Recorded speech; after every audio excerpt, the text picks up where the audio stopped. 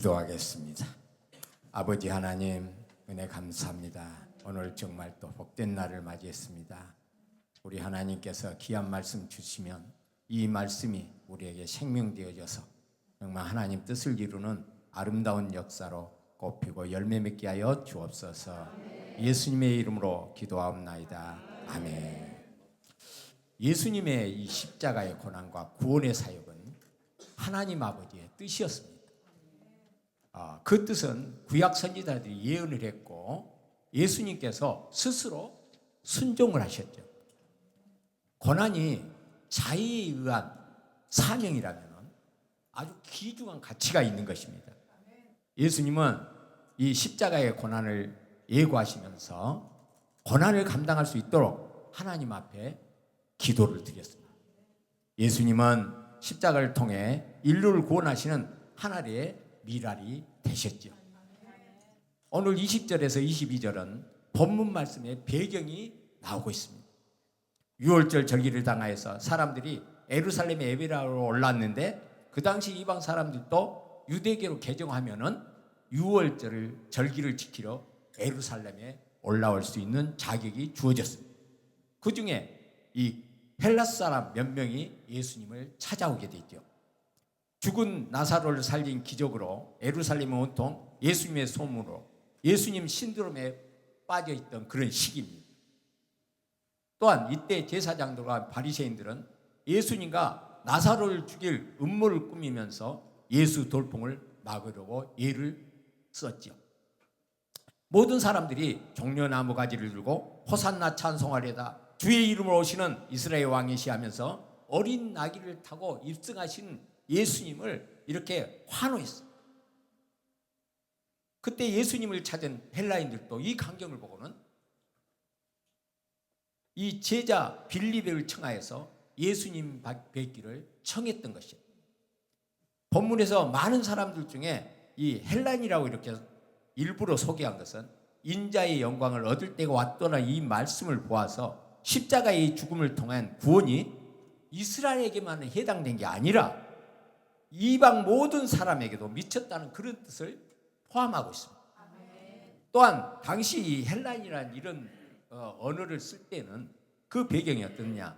그들은 지식인이었고 또 탐구심이 강한 똑똑한 사람이었다는 이런 의미를 포함하고 있어요. 그게 상징적인 의미가 들어있다는 거예요. 이것은 삶의 핵심 가치를 깨닫는데 이 세상의 어떤 지적인 탐구나 열정에 있지 않음을 우리에게 또한 말해주고 있는 것입니다. 영광의 때라는 것은 예수님의 십자가의 죽음이 가까웠다는 것으로서 헬라인들이 자신들의 삶에 무엇을 얻고자 하지만은 중요한 것은 바로 우리 주 예수 그리스도의 죽음과 부활 사건이 있다는 것을 말씀해주고 있는 거예요. 우리들도 교회에 나와서 삶의 문제를 해결하고 마음의 평안과 생활의 교양과 상식을 얻으면서 나아가 인생의 심오한 삶의 철학을 듣기를 원하지만 먼저 예수님의 십자가 사건에 눈이 열려야 한다는 거죠. 십자가 사건이 나에게 적용되지 않으면 다 무의미하게 됩니다.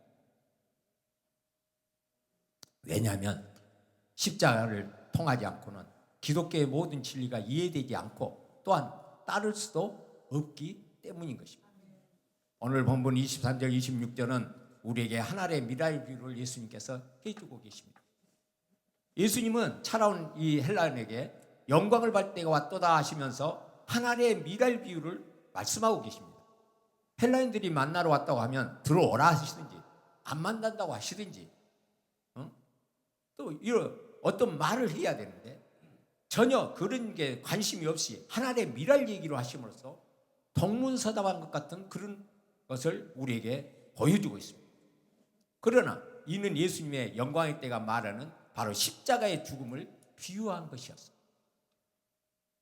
당시 로마 사회는 힘의 논리가 통하는 백군주의 시대로서 출세하고 부자가 되기 위해서 수단과 방법을 가리지 않고 권력이 아부하고 치부의 눈이 어두워진 그런 세상입니다. 물론 지금도 마찬가지입니다. 그런데 예수님은 세상의 가르침과 상반된 희생을 하나의 미래의 비유로 말씀하시고 있는 것입니다. 십자가의 고난과 죽음 없이는요 부활의 영광이 없듯이 성도 또한 희생하지 않고는 열매를 거둘 수 없다는 것입니다. 예수님은 찾아온 헬라인들에게 로고스나 이데아 같은 그런 철학적 얘기를 하지 않았어요. 하나님의 미라를 말씀하셨던 거죠. 성도가 예수님을 따라가는 데는요 철학이나 사상이 필요한 것이 아니에요. 뭐가 필요하냐? 희생적 삶이 필요한 거예요. 그래서 십자가를 지라는 거죠. 사람은 세속적 이치에서 주님을 따를 수도 만날 수도 구원받을 수도 없습니다. 세상의 이치에 있으면 주님 만날 수가 없는 거죠. 세상에서 떨어져 나와야 돼. 그리고 자기를 비워야 돼. 또 자기를 부인해야 돼. 겸손해야 돼. 하나님 앞에 피조물됨을 깨달아야 돼. 땅에 떨어져 묻혀야 돼. 즉 하나님의 은혜를 덧입지 않고는 안 된다는 사실. 은혜를 받으면요 내가 죽게 되어 있어. 내 자신이 죽지 않으면 열매를 맺을 수 없는 것이 오늘 말씀입니다. 오늘 25절은 자기의 생명을 사랑하는 자는 잃어버릴 것이요 이 세상에서 자기 생명을 미워하는 자는 영생하도록 보존하리라. 이렇게 말씀. 이 말씀이 똑같은 말씀이 마태복음 16장 25절에 또 나옵니다. 누구든지 제 목숨을 구원하자 하면 잃을 것이요 누구든지 나를 위하여 제 목숨을 잃으면 찾으리라. 여기서 생명 즉 목숨이라는 말이 두 가지가 나오는데 자기 생명이 육신의 생명을 말한다면 영생 즉 영원한 생명은 하나님의 생명을 말하고 있는 것입니다. 육신의 생명을 사랑하면 영원한 하나님의 생명을 잊는다는 말씀. 자기 생명을 사랑한다는 말은 자신의 삶을 먼저 챙기고 편안감만을 생각하는 그런 삶을 말씀하고 있는 것입니다. 자기 생명을 사랑하면 기독교의 핵심 가치인 희생을 할 수도 없고 섬길 수도 없다는 그런 말이죠. 예수님께서 하나님의 미랄 비유를 말씀하시면 예수님을 따르는 제자들의 삶의 핵심 가치이기 때문에 그렇습니다. 우리는 예수님을 따를 때 예수님을 섬기는 자가 될 수 있는 것입니다. 예수님을 찾아온 헬라인들에게 먼저 하나님의 미랄 비유를 드시고 자기 생명을 미워해야 한다. 내 제자가 되어 나를 섬기려면 나를 따르라. 이렇게 말씀. 여기서 따른다는 말은 본받는다는 말입니다. 예수님을 따른다는 것은 예수님의 인격을 본받고 삶을 본받는 것이다. 우리 교회는 새로운 마음 교회입니다. 예수님 마음을 본받는 교회. 우리는 왜 교회에 나옵니까? 물론 하나님께 예배드리기에 낫다고 그렇게 말할 수 있습니다. 그러나 한편으로는 예수님을 본받기에 나와야 한다는 것입니다. 예수님을 따르기 위해서 말씀에 귀를 기울이고 예수님을 본받기 위해 성경 공부하고 제자 훈련을 열심히 받아야 합니다. 그래서 예수님을 닮아갈 때 예수님을 섬길 수 있고 다른 사람을 섬길 수 있는 것입니다. 그럴 때 이렇게 섬길 때 하나님의 보상이 있다는 겁니다. 우리 새로운의 마음교회는 다음 세대의 양육과 선교가 사명이고 나아갈 방향이고 정체성입니다. 내가 제자가 되어 있느냐, 하나님의 미랄이 될 수 있는 위치에 와 있느냐, 어떻게 알 수 있을까요? 우리 가족들, 우리 김필환 목사님의 강력한 리더십에 의해서 교육도 받고 열심히 지금 하고 있습니다. 제가 볼 때 너무 아름다워요. 그런데 여러분 스스로 내가 지금 제자가 되어 있느냐, 내가 하나님의 미랄이 될 수 있는 위치에 와 있느냐, 어떻게 알 수 있어요? 확인해 봤어요? 어떻게 그 마음이 어떤 위치에 있을 때 제자가 되어 있다고 말할 수가 있고 어떤 위치에 와 있을 때 하나님의 미랄이 될 수 있는 그런 자세가 되어 있느냐고 말할 수 있냐 이 말이에요. 여러분, 저는 오늘 우리 가족들에게 정답을 가르쳐 주기를 원합니다. 날마다 오늘 말씀 듣고 확인을 하시기 바랍니다. 여러 가지 말이 있어요. 뭐 자비롭고 뭐 긍휼하고 뭐하고 여러 말이 있는데 우리 전라도 말이 얼마나 정확하게 가르쳐주는지 몰라요. 내가 예수님 마음이 있느냐, 내가 제자가 되어 있느냐, 내가 하나의 미랄이 될 수 있는 지금 위치에 와 있느냐, 딱 한마디로 표현하면 뭐냐, 짠한 마음을 갖고 있느냐 없느냐. 따라서 해보시고, 짠한 마음. 여러분 자신을 볼 때 짠한 마음이 있으면 제자가 돼 있어요. 짠한 마음이 있으면 하나의 미랄이 될 수 있는 자세가 돼 있어요. 짠한 마음 어떤 마음인 줄 아세요? 모든 사람을 볼 때 짠한 마음이 있는 거예요. 나에게 잘해준 사람을 봐도 짠하고 나에게 못해준 사람을 봐도 짠하고 그 짠한 마음이 있으면요 사랑하고 용서하고 성질 수밖에 없어요. 저는 우리 목사님을 봐도 짠하고 우리 사모님을 봐도 짠해요. 아주 예수고 힘쓰는 모습. 우리 사모님은 더 짠하겠대요. 아는미 사모님은 다리가 아파도 불편해도 불평 한마디 없이 교회를 섬기느라고 지 고생하는 모습을 보면 너무나 짠하. 우리 목사님은 제가 재산이 많아서 막 물려주고 그랬으면 얼마나 좋겠어요. 그런데 빚만 잔뜩 지어주고 물려줬어요. 보면 너무나 안타까워. 짠해. 우리 가족들을 보면 한 가정 한 가정 제가 기도하다 보면 너무너무 짠해요. 내가 돈만 많으면 막 도와주고 싶고 뭐 내가 능력 있으면 병도 고쳐주고 뭐 하고 싶은데 마음뿐이야. 그래서 저는 울면서 기도할 수밖에 없는 거예요. 짠한 마음이 있는 사람은 기도하다 보면 눈물이 안 나올 수가 없어요. 우리 가족들이 모두 다 짠한 마음을 꼭 가지시기 바랍니다. 이 원로 목사를 봐도 참 짠하게 보이고 우리 담임 목사님을 봐도 짠해 보이고 그러면요 모든 것이 해결돼요. 제자 교육 열심히 받았는데 뒤통수 치고 도망가요. 배반한다 이 말이에요. 예수님도 배반당했어요. 12제자 열심히 가르쳤어요. 그런데 그 중에 하나는 예수님을 팔아먹었어요. 버렸어요. 왜 그래요? 그 마음에 예수님의 마음이 없었기 때문에. 짠한 마음이 없었기 때문에. 그래서 판 거예요. 그러니까 그 예수님 마음을 뽑지 않으니까 마귀가 들어가지. 마귀가. 그러니까 배반한다고. 실컷 제자 훈련 받고 실컷 양육시켜서 키워놓으니까 배반하고 떠나는 거예요. 왜? 그 마음에 예수님의 마음, 짠한 마음이 있기 때문에. 빌립보서 2장 5절에서 8절은 하나님이 저에게 주신 말씀이에요. 너희 안에 이 마음을 품으라. 곧 그리스도 예수의 마음이에요.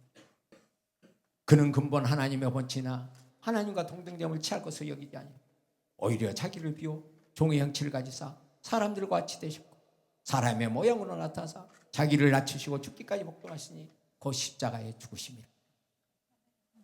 저는 이 말씀을 밤에도 누워서도 암송하고 걸어가면서도 암송하고 그리고 지금까지 계속해서 내가 예수님 마음을 가져야지.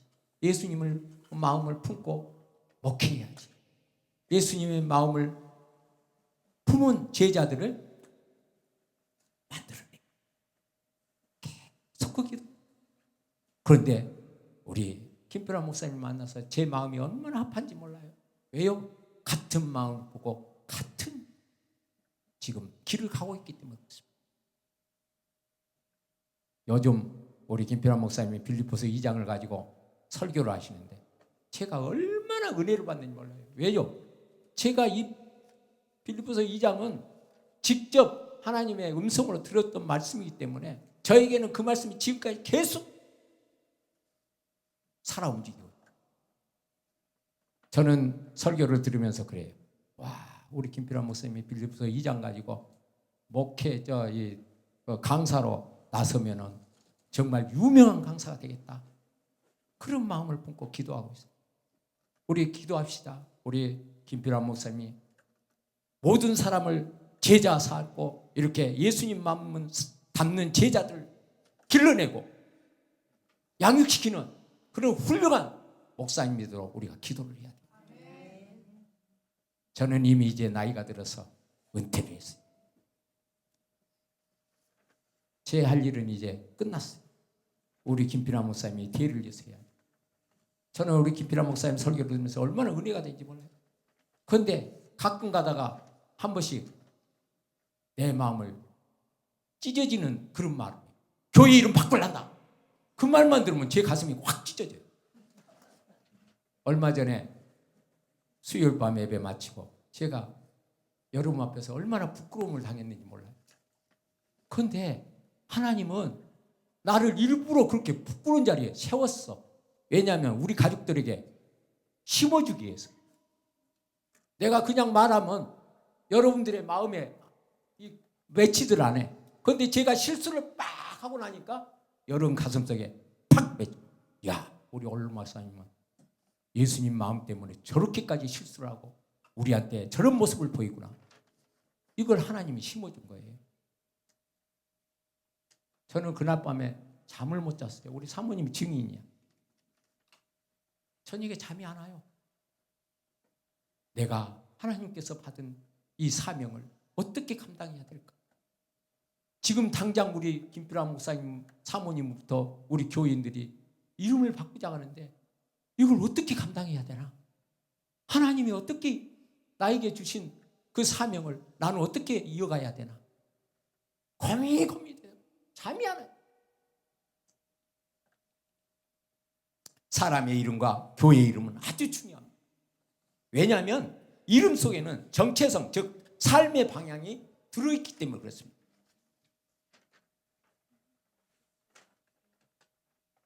하나님께서 그 이름을 주셨다면 더욱 그러합니다. 누가복음 1장에서는 세례 요한의 탄생 시 그의 아버지 사가랴는 성막에서 제사장 사역 중 아들의 잉태와 이름을 받습니다. 그 이름의 정체성을 부여받습니다. 한번 오늘 집에 가서 누가복음 1장을 상세히 읽어보세요. 그러면 세례 요한의 그 정체성과 이름에 대한 그 비밀이 그대로 기록되어 있어요. 여러분 그냥 읽어도 잘 몰라요. 오늘 이 설교를 들었기 때문에 읽어보면 아, 이런 말씀이 들어있구나 깨달을 거예요. 그 이름을 정체성을 부여받았어요. 그리고 요한을 낳아서 이름을 지으려고 가문 어른들이 물었어요. 그러니까 서판에다 요한이라고 썼어요. 그러니까 가문 어른들이 뭐라 하는지 아세요? 야, 요한이란 이름은 우리 가문의 이름이 아니라 다른 이름을 짓자. 그러니까 아니다. 요한이라고. 그래갖고 요한이라고 지으니 선포가 되니까 입이 빵 열렸어요. 사가랴는 그 이름을 바꾸지 않았어요. 왜요? 하나님이 주셨기 때문에. 예수님도 태어나기 전에 이름을 부여받았어요. 요셉과 마리아에게 아들의 이름을 뭐라고 하라? 예수라라. 그 이름의 뜻이 뭐예요? 예. 그런데 이름 바꿔보면 되겠어요? 그럼 어떻게 되겠어요? 예수라는 그 이름을 바꿔버리면 예수님의 사역의 정체성이 없어져 버린 거예요. 하나님의 비밀은요, 주신 분과 받는 자만 알아요. 여러분 그렇죠? 여러분에게 하나님의 뭐 비밀을 줬어. 그러면 아무리 가서 옆에 가서 얘기해도 그 사람 이해 못해. 자기만 아는 거예요. 이와 같이 사명은요, 나에게 주어진 거예요. 제가 개척하기 20년 전에 교회 이름을 부여받았어요. 예수님의 마음을 본받는 제자 양육. 그래서 제가 날마다 글로벌 리더 외치는 이유가 거기에 있어요. 달래그랬어요. 지금까지 개척에서부터 지금까지 계속 글로벌 리더만 기도하고 있어요. 그런데 이제 손바닥만한 구름이 보이기 시작해요. 우리 새로운 내 마음께 이제 이렇게 우리 자녀들을 보면서 손바닥만한 구름이 보였어. 이제 앞으로 우리 자녀들이 정말 글로벌 리더가 될 때 어떤 마음으로 글로벌 리더가 돼야 되냐? 예수님 마음을 품은, 예수님을 본받는 그 마음이 있는 제자, 있는 글로벌 리더가 돼야 돼요. 그래 안 하면 허튼 짓거리 한다고. 좋은 머리로 못된 짓거리 한다고. 하나님 주신 은사를 가지고 못된 짓거리 한다고. 아무리 예수 믿어도 예수님 마음이 없으면 그 사람은 사탄의 밥이야. 그래서 엉망진창으로 만드는 거예요. 요즘 정치인 중에 집사라 뭐다 해가지고 얼마나 엉망진창인지 몰라요. 왜 그래요? 그 마음에 예수님 마음이 없기 때문에.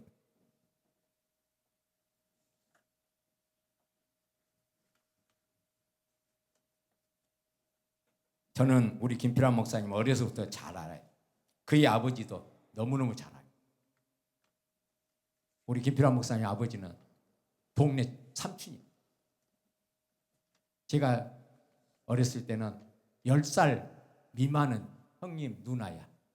그런데 10살이 넘어가면 나하고 나이차가 10살 넘어가면 삼촌, 결혼하면 아재 그렇게 불렀어요. 동네 삼촌이고 동네 아재예요. 잘 알아. 우리 김필환 목사님은 제가 고등학교 때 방학이 갖고 내려오면 우리 동화 하나 했어. 그래갖고 흙먼지에 쌓여갖고 시커매갖고 똘망똘망했어. 그런데 하나님이 저렇게 훌륭한 목사로 길러내셨다니까. 그 가정 여러분 목사님이 설교하다 가끔씩 소개하지요. 힘든 거. 왜? 아빠가 얼마나 잘생겼는지 몰라요. 우리 예윤이를 보면 할아버지를 볼 수가 있어. 예윤이 한번 일어서봐. 봐봐. 키도 크지요. 코도 크지요. 인물 잘났지요. 할아버지가 저렇게 멋지게 생겼어. 그리고 머리가 얼마나 좋은지 몰라. 머리가 아주 뛰어났어요. 그런데 문제는 뭐냐? 자기 이름대로 삶이 안 풀린 거야. 김자, 권자, 일자를 쓰는데 금같은 그런 빛나는 권세를 가지고 1등 권세를 가져야 돼. 그런데 1등 권세를 못 가져. 마음대로 안 돼. 세상이 안 알아줘. 그러니까 그때 당시에 어르신들은 지금도 그렇겠지만 잘 안 풀려고 그러면 뭐로 풀어? 술로 풀어. 그러다 보면 다른 사람은 안 먹어줘 자기 권세가. 그러니까 누구한테 풀어? 가정에 와서 풀어. 아내를 빡하고 자식들을 빡하고 힘들어. 그런 가정에서 자랐어요. 그러다 보니까 자라다 보니까 또 엄마가 너무 스트레스 받아가지고 먼저 소천해버렸어요. 그러니 얼마나 힘들었겠어요. 제가 봐도 짠해 죽겠어. 그런데 하나님은 그 어려운 가운데 이렇게 아름다운 목사님으로 하나님이 세우셨어요. 너무 감사하고 우리 박수 한번 쳐줘. 하나님 감사합니다. 우리 귀한 목사님 이렇게 길러주셔서 감사합니다. 여러분이 우리 김필환 목사님을 정말 짠하게 생각해 줘야 돼요. 저는 우리 김장용 권사님께 너무 감사드립니다. 왜냐하면 부모에게서 못 받은 사랑을 장모님이 해주고 우리 안은미 사모님이 해줘서 저 정도 버티고 있는 거예요. 감사합니다. 예, 맞아요. 목사님 아들도 여러분 서로 이렇게 짠한 마음을 가지시기 바랍니다. 그게 예수님 마음이야.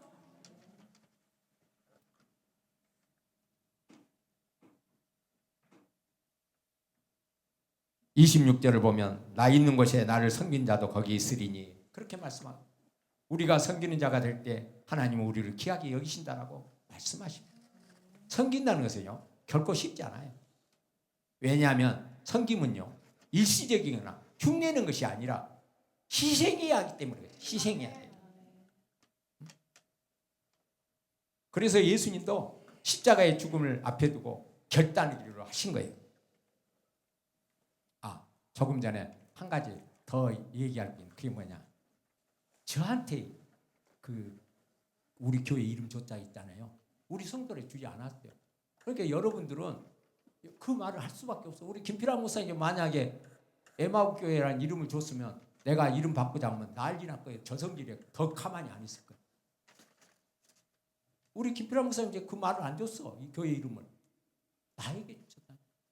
우리 성도님들 밖에 나와서 전도할 때 다른 사람은 뭐 교회 이름 어떻고 하면 절대 흔들리지 마시기 바랍니다.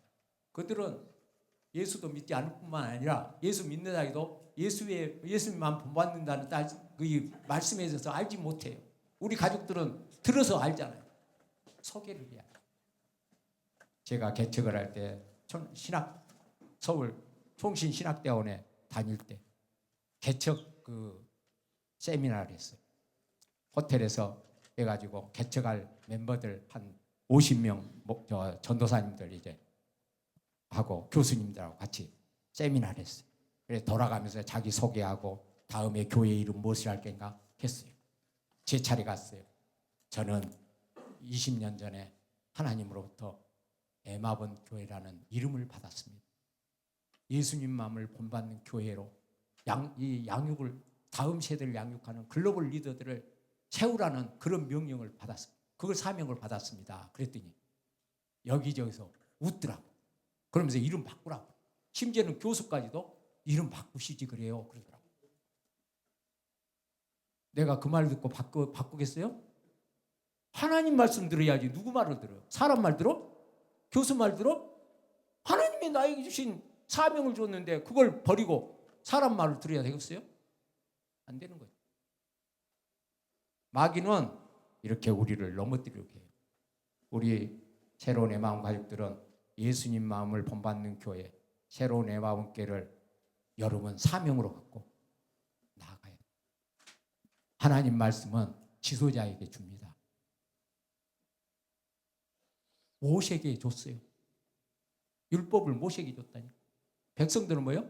그거 듣고 따르기만 하면 복을 받아요. 안 따르면 자기만 손해요.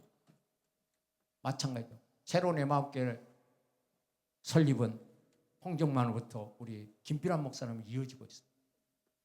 두 개 교회가 연합했지만 기초는 저에게 시작됐어요.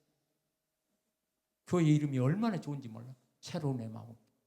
에마음교회만 있는 것보다 새로운이라는 이름이 우기에 딱 얹어지니까 너무 멋져. 우리 두 교회가 에마음교회 위에 새로운 에마음교회가 새로운 교회가 돼서 한 교회가 됐어. 새로운 에마음. 지금은 담임 목사가 우리 김필환 목사예요. 그러니까 누구 이름이 빛나야 돼? 김필환 목사 이름이 빛나야 돼. 전번에 그랬잖아요. 지금 담임 목사가 누굽니까? 나한테 묻더라고. 그래서 우리 김필환 목사지. 그러고 내가 답했잖아요. 수요일 밤에. 여러분, 저는 변함이 없어요. 여러분이 저를 볼 때 어떻습니까? 저는 여러분에게 뭐 원하는 게 없어요. 우리 김필환 목사님께서 저는 원 안 해요. 돈 주라, 뭐 밥 사라 그런 말도 안 해요. 우리 교우들한테도 제가 뭐 바란 거 있습니까? 없어요. 한 가지 딱 정말 예수님 마음을 가지고 정말 신앙생활 잘해서 다음 양육 자녀들 잘 양육시켜서 다음 세대 양육시켜서 하나님 뜻을 이루게 해달라고. 그것밖에 없어요. 여러분을 향해서. 제가 뭘 바라겠어요.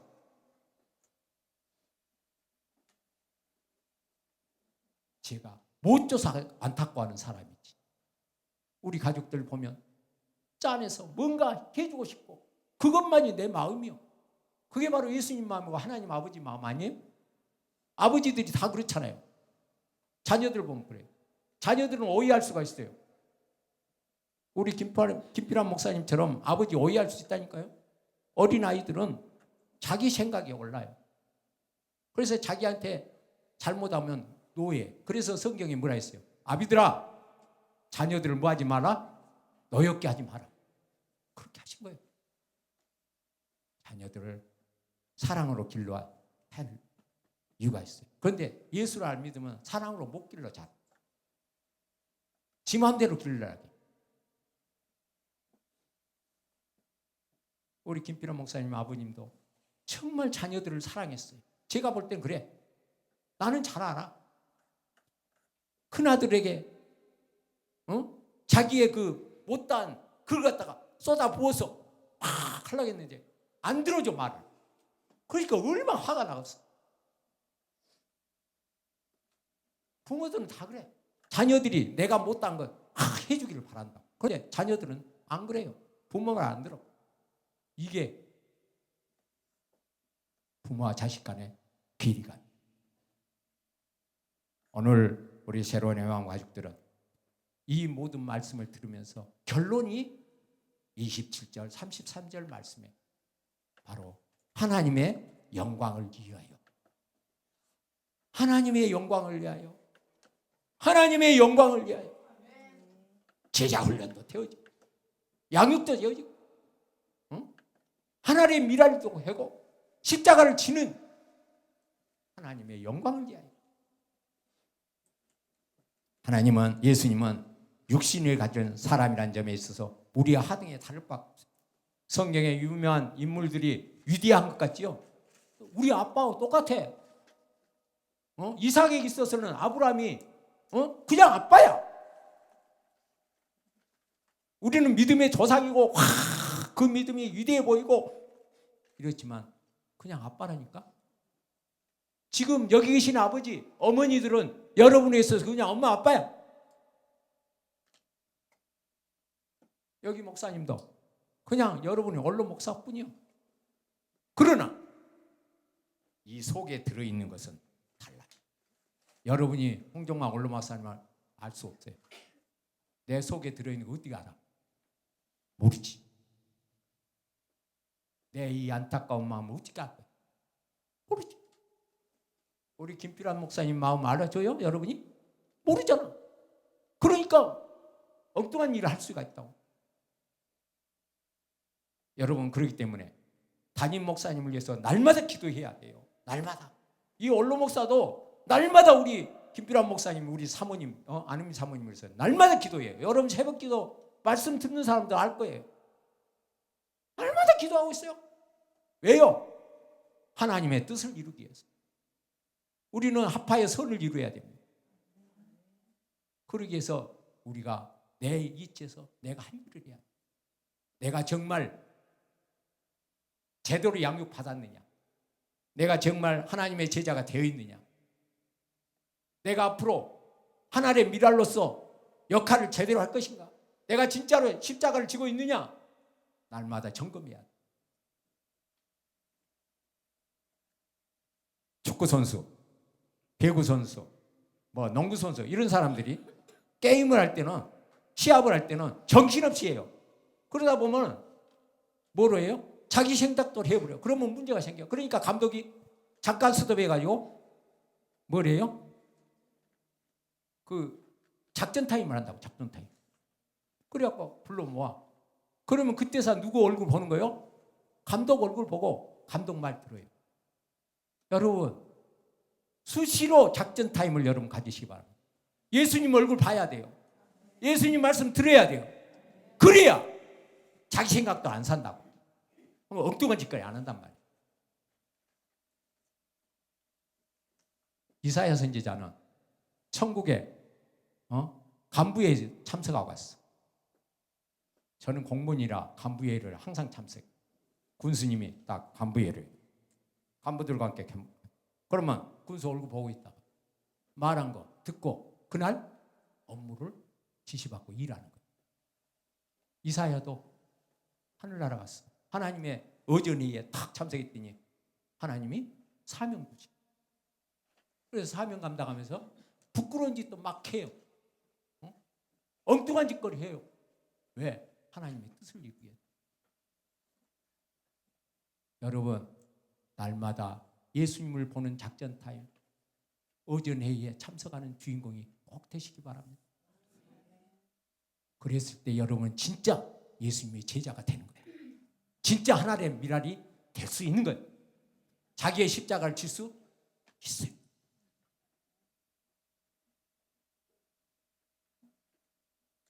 예수님은 자기 사명에 대해 확인을 했습니다. 그리고 예수님께서는 자기 사명의 수행이 매우 어려운 일인 줄 알고 하나님을 믿어서 그 사명 감정이 죽기 위해서 복종하심으로 온전히 이루시는 이 작업을 할 때 기도로 시작해. 기도로 마쳐요. 다 이루었다. 얼마나 멋진 말. 저도 소천하면서 자녀들을 모아놓고 너희들 꼭 예수 잘 믿어라. 그리고 멋지게 살아. 하나님 감사합니다 하면서 가고 싶어요.